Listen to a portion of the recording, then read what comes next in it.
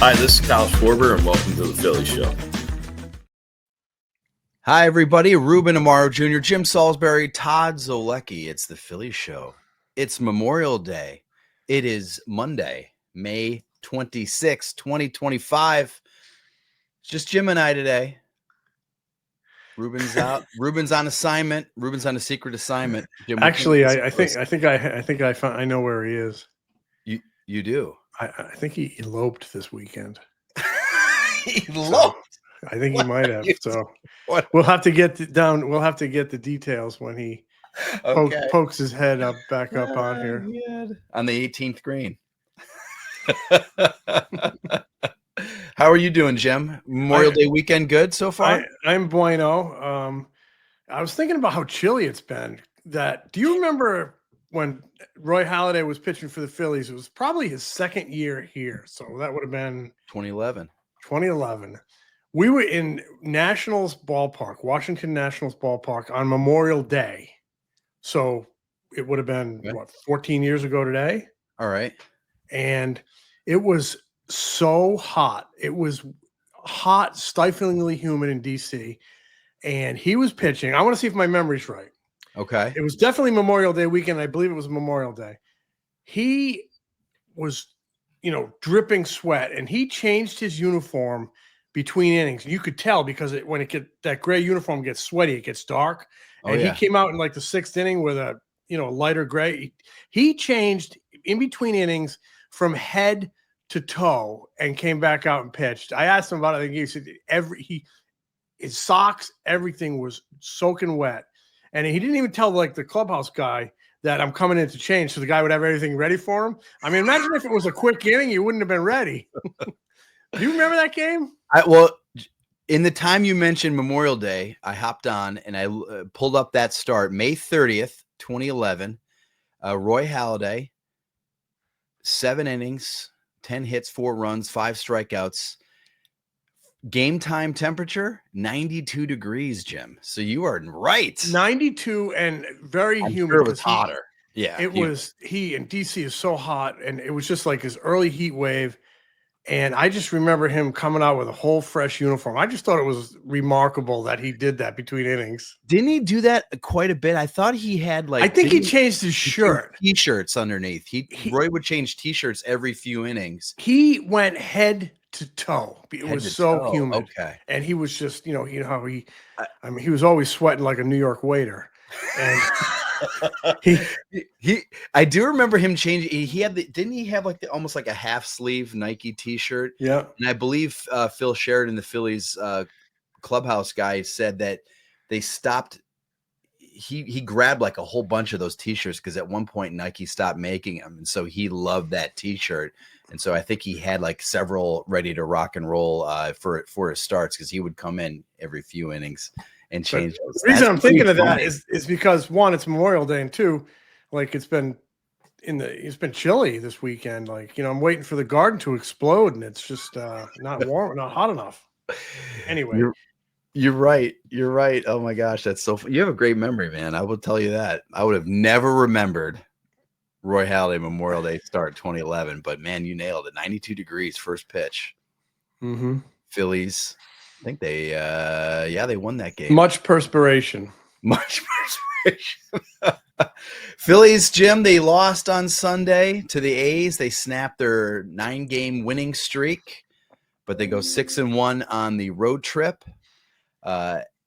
At Memorial Day, Jim, you mentioned the last episode, once it hits Memorial Day, you can no longer say it as early. Yeah, you can. Enough of the, you got to let them ease into it, talk. Yeah. But so we're at Memorial Day. Phillies. And I do think baseball, there is an element, and this irks a lot of fans, but there is an element of easing into it. It's I think in a lot of sports, you're going 0 to 60 in 6 seconds. In baseball, right. It's more like 0 to 60 in 15 seconds. Right. And this team has, they're driving 60, 65, 70 in the good lane right now. I mean, they're 21-5, right? 21-7 since what is it? I wrote it down. 21-6. 21-6 since they were 13-13, and everybody wanted to fire Rob Thompson, and on the 25th of April. So they're Right. 21-6 in their last 27. And when I look at the standings, what kind of really jumped out at me this morning? I don't know why this jumped out at me. They have the best record in the majors, which is where they were last year at this time. But they are the only team in Major League Baseball that has not hit 20 losses yet. It's like that 19 just jumps out at you. Yeah, you're right. Yeah, they're 34-19, best record in baseball. They've got a 2-game lead over the Mets in the NL East. And you're so right. Remember, about a month ago, a little more than a month ago, everybody was finished with Rob Thompson. Alec Boehm, people were finished everybody. with him. Get rid of everybody. They ran it back and it's failed. And you and I are not saying that they're going to win the World Series or even the NLCS or anything like that. But you have to let things develop. And I've mentioned this a couple times since he's been on, but I just so much loved the line that Mark DeRosa gave earlier this month when he talked about playing with the Braves and Bobby Cox holding a team meeting around the 40-game mark and said, okay, guys, I've let you feel your way around. I've let you guys have your little struggles here and there. Now it's time we turn it on. In other words, even a Hall of Fame manager like Bobby Cox recognized that you got to let guys kind of like feel their swings out and tweak their mechanics or whatever it is, or just get in the flow of the season. Mm-hmm. And it seems like the Phillies have done that, and I looked up a few things this morning because I was just curious because, of course, the Phillies, this 9-game winning streak they had, it was against the Pirates, the Rockies, and the A's, 3 teams that all have losing records. And now, who have the Phillies played? But they are so they're 21-7 against teams with losing records this season. Mm-hmm. That's the second best record in the National League or in Major League Baseball. Second best record in Major League Baseball. They're 13-12 against teams with winning records. That's the 7th best record in baseball. And you look at the Yankees right now are an MLB best 4 games over 500 against teams with winning records. The Cardinals are an NL best 3 games over 500 against teams with winning records. The Giants are 13-11, 2 games over 500. So the Phillies have the 3rd best record in the National League against teams with winning records. In other words, just relax, enjoy the ride. Right. All good teams beat up on bad teams. Right. Right. And you hold your own against the good teams, and you get a few games above 500. It's kind of like the old saying, play really good at home, and then on the road, a few games over 500 would get you where you need to go. So it's kind of like that. But I mean, the Cubs, the Yankees, the Dodgers, they're all crushing crappy teams. Yeah, the Dodgers right now are only 8-8 against teams with winning records this season. So the mighty Dodgers, $8 billion payroll, they're not exactly crushing teams. The 1980 Phillies, Jim, were finished the regular season 43-41 against teams with winning records. The 2008 Phillies, the only other World Series champion in franchise history, they finished the regular season 3 games under 500 against teams with winning records. The 2022 Phillies, they were I don't really remember this, but they were 13 below 500 against teams with winning records. So I understand, I guess, like the focus on that. Well, who have they beat, or what do they do against the good teams? And you just got to get into the postseason. Get into the postseason, play your best baseball, and you see where it takes you. The 2022 Phillies, they snuck into the postseason. They did not beat winning teams during the regular season, and they ended up playing their best baseball in the postseason. Got to the World Series, got within 2 wins of the 3rd World Series championship ever. So yeah, and I agree with you. I mean, it's just the way I think the game has evolved, and the postseason tournament has evolved as more teams have gotten in. And the tournament has gotten longer with 2 extra rounds, and it's a month. It's a little more than a month, and you get in, get hot, and like you said, 2022 was a great example of it. I mean, they barely got in. They were the last team in, and they got in the final days, and they ended up in the World Series because they got hot at the right time. Last couple of years, They get in handily and have, the best, 95 wins last year, and they're a quick exit because they didn't play well at the right time. So Right. that's kind of the way things have evolved now as 12 teams have gotten in the tournament. Yes. I look at anybody who gets in has a chance because if your rotation gets hot, couple guys in your rotation get hot, couple arms in your bullpen get hot, 3 bats in your lineup get hot, you can do some damage in the month of October. So once again, I mean, the Phillies are sitting here on Memorial Day with the best record in baseball, and that's fun, and it's cool. You have a 6-1 road trip, 21-7 stretch, whatever they are. That's great, but it's still the way this team is constructed with its high payroll, with its high expectations, with its star power, and with its stated goals of winning a World Series. This team's going to be defined in the month of October. So it's great where they are here at the first checkpoint. But if you remember last year, June 9 or 10, they started a little bit of a downturn. They were a 500 team after June 9. Right. And they still won 95 games. I think it's important that they maintain more consistency after another good start this year. Have it, kind of throughout the entire 6-month campaign and take it into the postseason. And there are reasons to believe it could happen. And we love their starting pitching. And I think a lot of the approaches at the plate have really, they've kind of put their money where their mouth is in terms of that. Yeah, you've definitely seen some of that. So, but you talk about Memorial Day is a checkpoint. So I thought, we thought today for this episode, people driving back from the shore today, before the work week begins on Tuesday, before the Phillies resume play on Tuesday against the Braves, kind of a little look back. Where are we? Memorial Day checkpoint. So let's start with the player, the team MVP, the Phillies' best player through Memorial Day. And I think this is a perfect segue for Manco and Manco best week.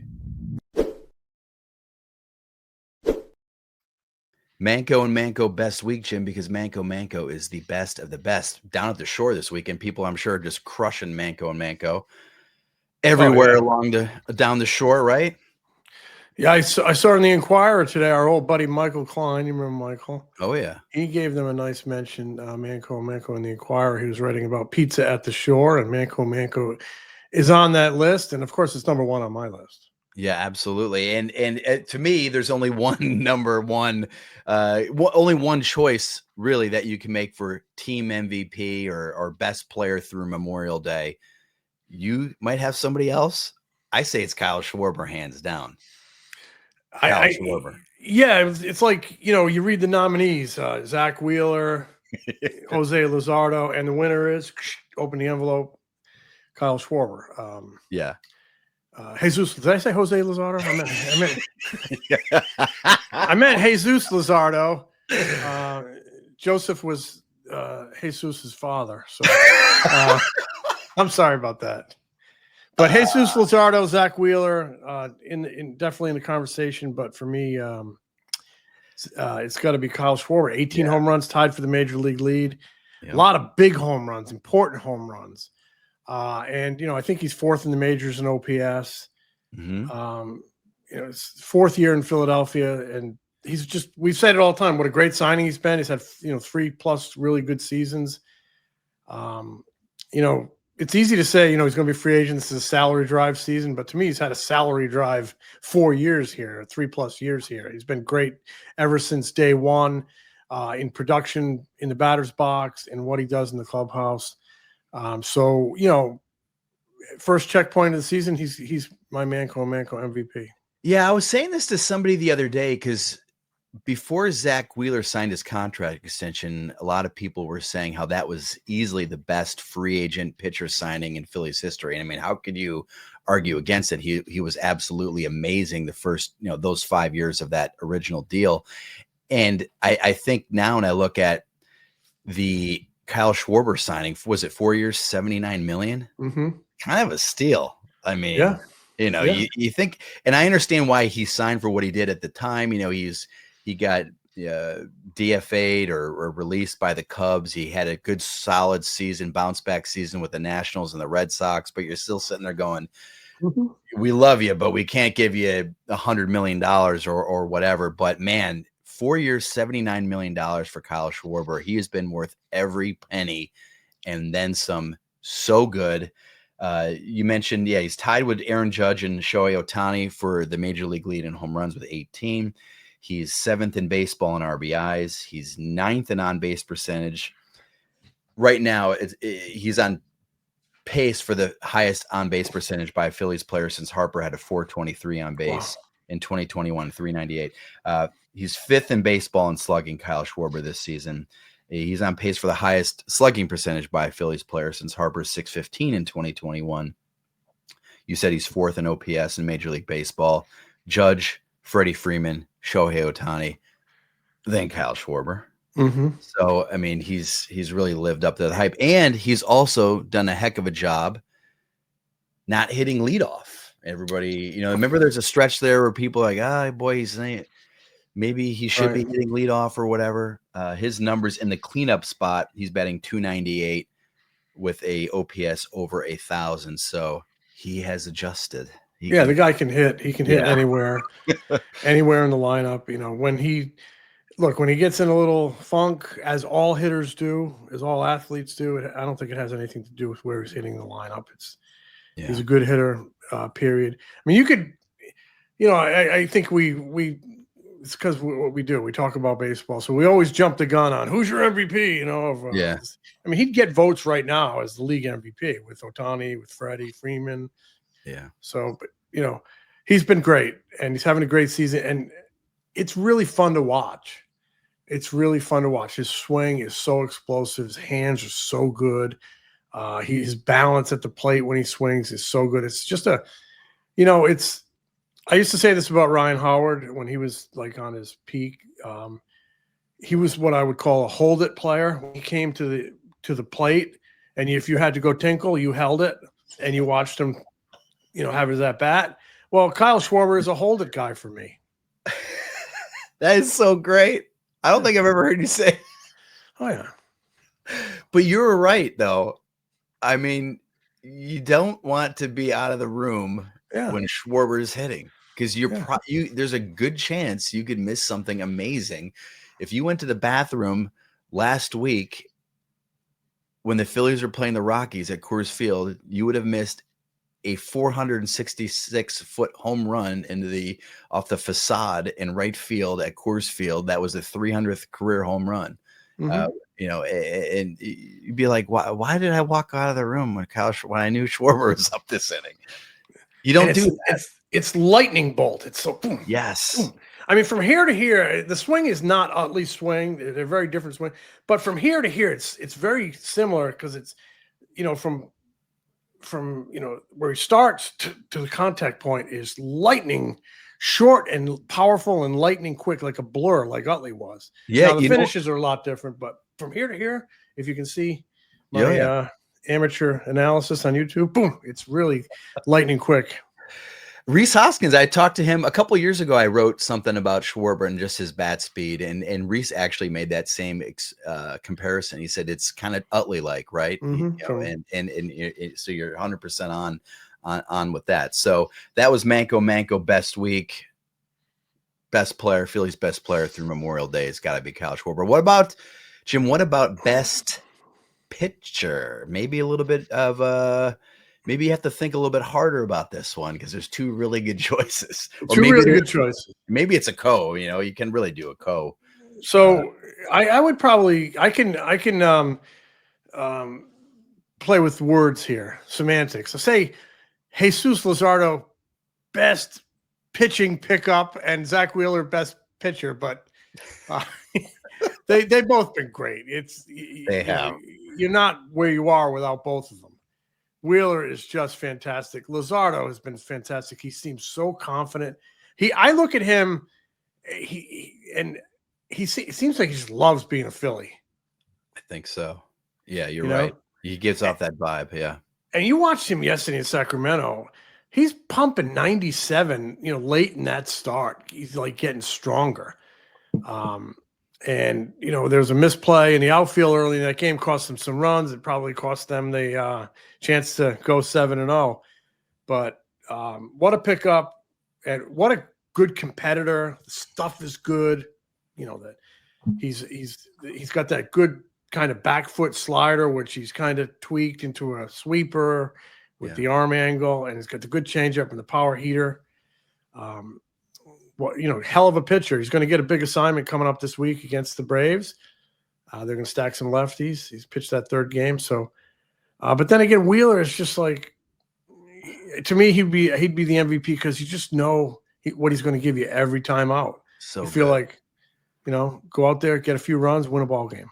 Yeah, Zach Wheeler. So Zach Wheeler, 6-1, 2.42 ERA.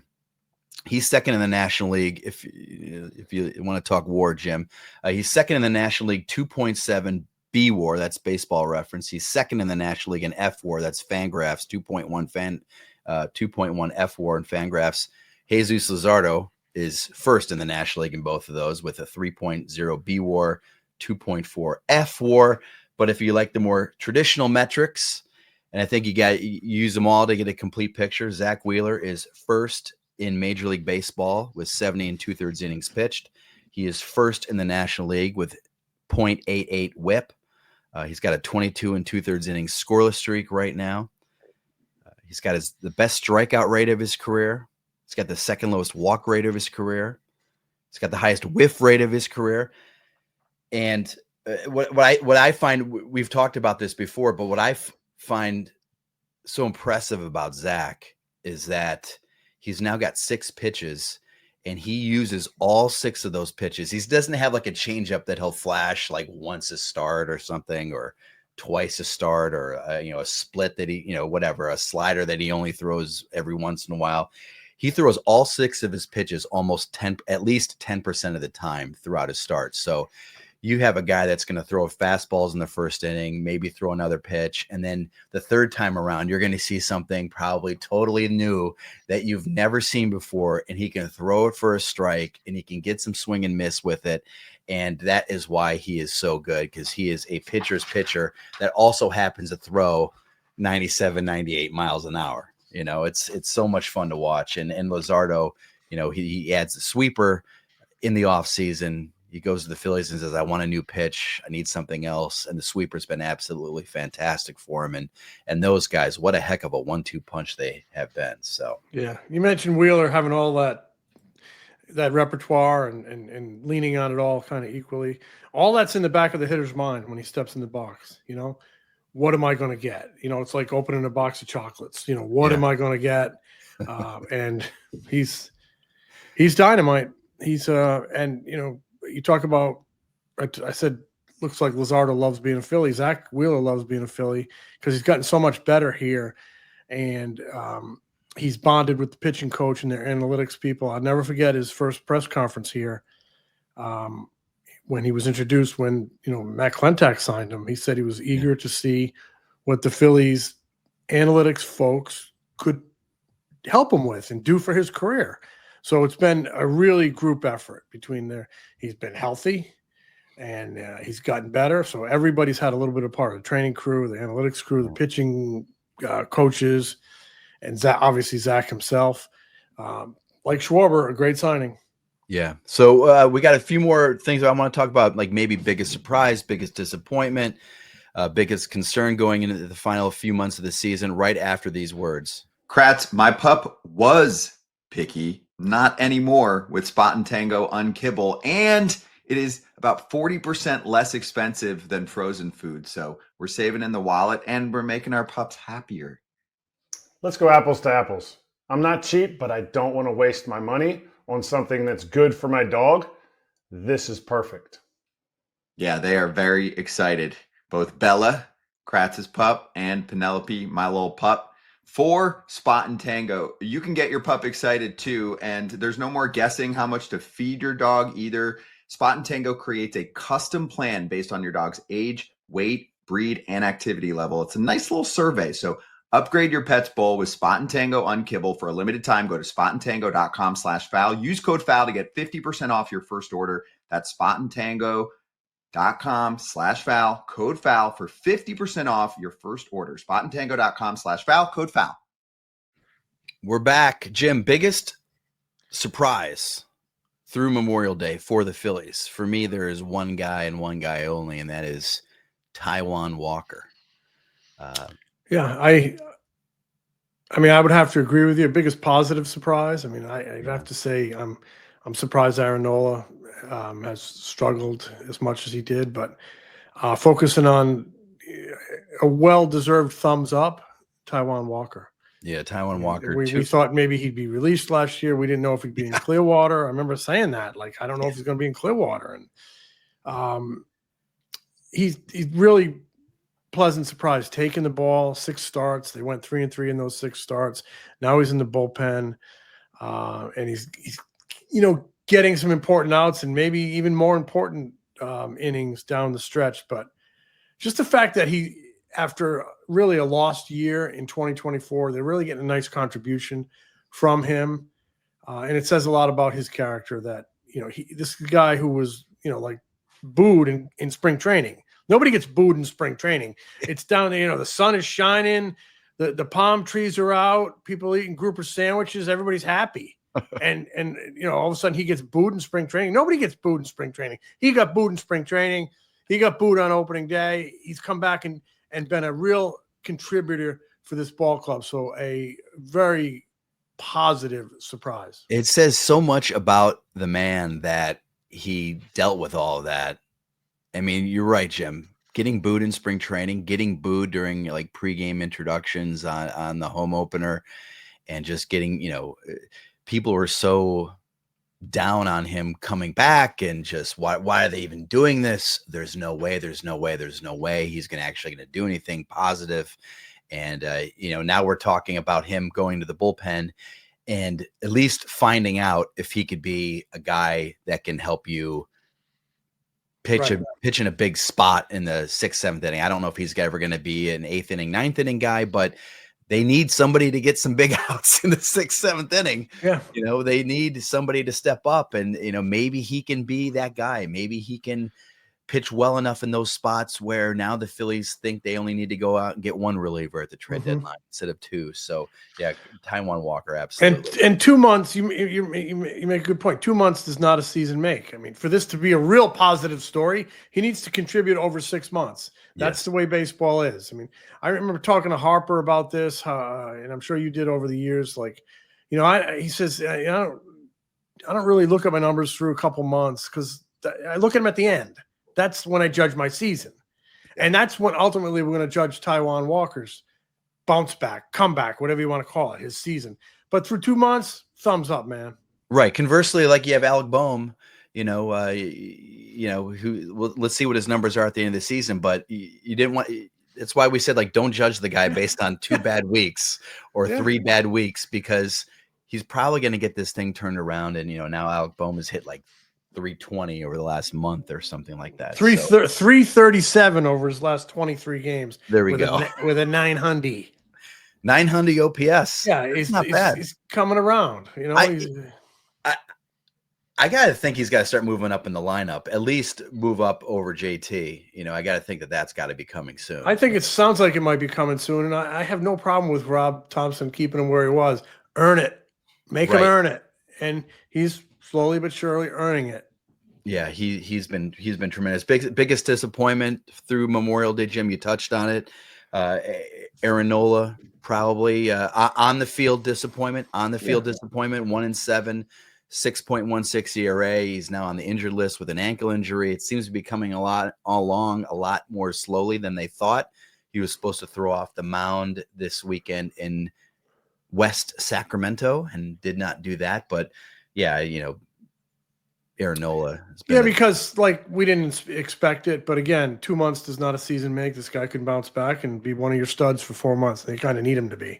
But, in terms of just pure disappointment, Jose Alvarado, that's a big disappointment. Let a lot of people down. They've had testing around for 20 years now. There's no excuses. You got to know what's going on. They have these hotlines. You want to, take something, you can show it to your trainer. He can have it tested. The union can have it checked out and tested. The team can. There's just no excuse. And that is a disappointment. And it's just not here like two guys talking on Memorial Day morning. It's a disappointment throughout that clubhouse. No doubt about it. I mean, the Aaron Nola struggles, injury preventable, or not preventable, the ankle injury, but the Jose Alvarado suspension 100% preventable. You know, you mentioned the hotlines, and you can go to the training staff if you're looking for a weight loss aid or whatever the Phillies said was going on. And it's such a disappointment because this team is so built for October, and they don't have this guy for October. Yes. Yes. You know, maybe he can help them. Maybe he'll come back in mid-August, help them get to the postseason. But Riddleman, let me ask you this. He comes back on August 18th, right? Yeah, I think that's about it, right? He had I would call it in a lot of areas, a significant jump in the quality of his stuff throughout the first 2 months before they got busted. And now you're like, okay, that kind of explains the jump in stuff. I mean, he comes back on August 18th. Is he going to be the same guy? Is he going to be close to the same guy? Because it appears he had a little help, or he didn't. So is he going to be the same guy when he comes back and gives you a month and a half? I just don't know. Yeah, that's a huge thing. And you think about it now too, they have a month and a half of Jose Alvarado to figure out, are we going to pick up that $9 million club option? I think it's a $9 million club option for 2026. So they have a month and a half to figure out what they're going to do with him. That turns into a huge decision as well. You know, you get, I don't even know if it's a huge decision. You just flat out say no. Yeah, and if you bring him back, it's at a cut rate. Yeah, just because you don't know, it's just hard to know what he is, because there was a legitimate decline in 2024. True. And there was a boost in 25, but now we're kind of seeing the reason why. I just don't know that you can make that investment and money. You know, it's just tough for me to say. Time will tell. And now that you mention it, like they're gonna try to re-sign Kyle Schwarber. They want to re-sign Kyle Schwarber. You have to figure out what you're going to do with JT. He's not had a great year offensively, of course, but he's still tremendous behind the plate. The pitchers love throwing to him. He brings so much to the pitching staff during the game in terms of his game calling and all of that. So you go $9 million. Maybe we take that $500,000 buyout and maybe see if we can make it work, at least with Schwarber, maybe with JT. And so, yeah, you're right. That's you mentioned JT's game calling. I'm sorry, a little tangent. I thought Ben Davis on the broadcast Sunday from Oakland, I like to call Ben Big Supper. I thought Big Supper made a great point that, you know, they play the Rockies and the A's on that trip. Two young teams, aggressive teams. And Ben is right there for all 7 of the games, and he's a former major league catcher. He knows what the hell he's talking about. And he's like, JT just has done a great job on this trip, reading swings, reading young hitters' mindset, young hitters' aggressiveness, and exploiting all of that with his pitch calling with the Phillies staff. So, the offense hasn't been there, but man, JT is just such a contributor in ways that sometimes the naked eye just doesn't pick up. But Big Supper, great job picking that up. Yeah, big supper. I like that. Biggest concern, Jim, going as we hit Memorial Day and we go into the final few months of the season, what would your biggest concern be about this Phillies squad? Always health. I mean, we love the pitching rotation. They've built this great record on the backs of that pitching rotation.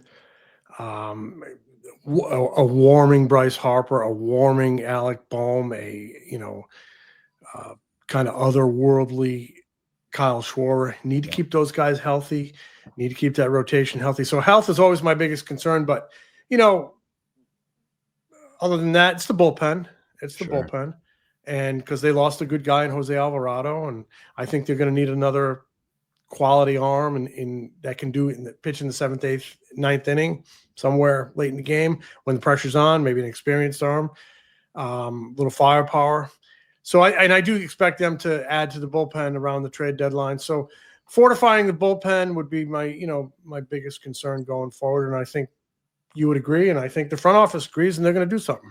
I agree. Yeah, I agree that I would be floored if come July 31st, whatever time the trade deadline is, if an hour after that we don't learn of any, the Phillies have not addressed the bullpen. I would be absolutely stunned if they don't go out and do anything. Where do you stand on, say, Romano and Kerkering and Strom? They kind of hit their stride and they really kind of level out. Say Taijuan Walker proves to be pretty capable, and he becomes like a solid, reliable 6th inning, 7th inning guy, occasional 8th inning guy, and they go out and they get another high leverage reliever in the bullpen, and now they we have a few more guys who could possibly make a move with. How do you feel about center field and left field in terms of a potential area that they need to address? I'd probably lean more toward left field and a right-handed bat and trying to cultivate a platoon there. I think if this lineup hits top to bottom, it can work in center field with what they have. Mm-hmm. But they may think differently. Obviously Crawford is down there. We think there's a chance we could see him at some point, but maybe not. But I would love to see a good right-handed bat to platoon with Max Kepler in left field. I think that would just make you a better team. They have in-house candidates. They've used Wilson a little bit. Maybe Kemp gets a look at some point. Maybe it comes from outside the organization. But in the end, I think this trade deadline could end up looking a lot like last year's trade deadline. Leverage arm in the bullpen, right-handed bat in the outfield to help you maybe in left field. So, yeah. What do you think? I agree with you. Yeah, maybe they go out and they find like this year's version of Austin Hayes, hopefully healthier, hopefully more productive. But I think it's going to be a bullpen arm. Maybe get a right-handed bat. You have said this many, many times that if they're going to win the World Series, they're going to have to rely on Schwarber, Harper, Turner, Nick Castellanos, JT, Bohm, all the guys that are here. They're going to have to get great starting pitching from their studs, Wheeler, Luzardo, Sanchez, Suarez, whoever it is. If it's Nola, if he gets it turned around, they're going to need the studs that are here, the guys they signed to the big time contracts to produce in October. And, the Phillies are not going to win or lose the World Series based off of who the right-handed bat is in left field. It could help them win a game. Of course, that's not what I'm not saying it, they shouldn't bother with it, but if they're going to win the World Series, it's going to be because those guys are doing what they're supposed to do. If you can add a nice complimentary piece, improve along the edges. Pat Gillick always talked about that. If you can just make yourself incrementally better, if you can do that, you got to do it. Go out and do it. But it's the Phillies aren't going to win or not win the World Series because of what they have in left field or what they did or didn't do at the trade deadline. Totally agree. Get somebody, a superstar in left field or something. No, I totally agree with you. They're going to win with the guys that are here, and those guys got to win. I do think, though, that a good, solid to very good acquisition of the bullpen would help their chances a lot. I would love to see a guy who doesn't sweat coming in with men on base in the 7th, 8th, or 9th, a guy who's done some closing, a guy who's been in the postseason, and a guy with some firepower in that arm. But, with the way they stack up in their starting pitching, with the depth they've created in the big leagues and two guys in the minors with power stuff that want to be here and want to be here soon and probably are capable of being here soon, and Painter and Abel, maybe the answer in the bullpen, or one of the answers, could be somebody that's already here, because they're going to have to shorten that rotation in October. So, but I still would love to see a difference maker in that bullpen. Yeah, and we think they will for sure. So the Phillies resume play on Tuesday night. They have a 3-game series against the Braves. The Braves have Ronald Acuna Jr. back. I was actually watching the game the other night. First pitch, Ronald Acuna Jr. destroys a ball to left center field. I'm like, oh, okay, this is kind of fun. You know, as a baseball fan, it's fun to see something like that happen. I was like, oh my gosh, my son was like, what's going on? I'm like, don't worry about it. Ronald Acuna Jr. hit a first pitch home run in his first game back from major knee surgery. So no big deal. But so Tuesday night, 6:45 p.m. series opener. You have Ranger Suarez against Spencer Strider, who's back in the rotation for the Braves. That should be fun. Wednesday night, 6:45, Zach Wheeler against AJ Smith-Shawver. And the series finale Thursday, 6:45 p.m. You have Christopher Sanchez versus Chris Sale. So it'll be a good test for the Phillies. Good test. Be some big crowds. People should be really charged up about this team. Yeah. Feels like they disappeared a little bit on the West Coast, and they played some teams that not a lot of buzz surrounding, but I don't care who they played against. They really played. They played well. I was a little chapped about the way Sunday's game ended, but yeah, still a hell of a trip. And now you got to build on it. You know, it's like the old shutdown inning. You come home after a 6-1 road trip. You got to win a series. That's your shutdown inning. Got to win a series. And, you know, you're going Ranger, Wheeler, Ranger, Wheeler, Luzardo. Sanchez. Yes. Ranger, Wheeler, Sanchez. You got a hell of a chance to have a good series because everything starts with starting pitching. Absolutely. So, yeah, that should be fun. And then the Brewers come into town this weekend. Rhys Hoskins and the Brewers with a weekend series on Friday night. The Philly show will be back this week. We'll have Ruben with us. We'll be back. Jim, I get the honor maybe of dropping a smell you later on you. Well, I'll drop an equally odious smell you later. All right, talk to you. Bye. See ya. The Philly Show is brought to you by the Foul Territory Network. Subscribe to The Philly Show on YouTube and wherever you get your podcasts. If you like us, give us a review. Follow us on Instagram, TikTok, X, Facebook, and Threads.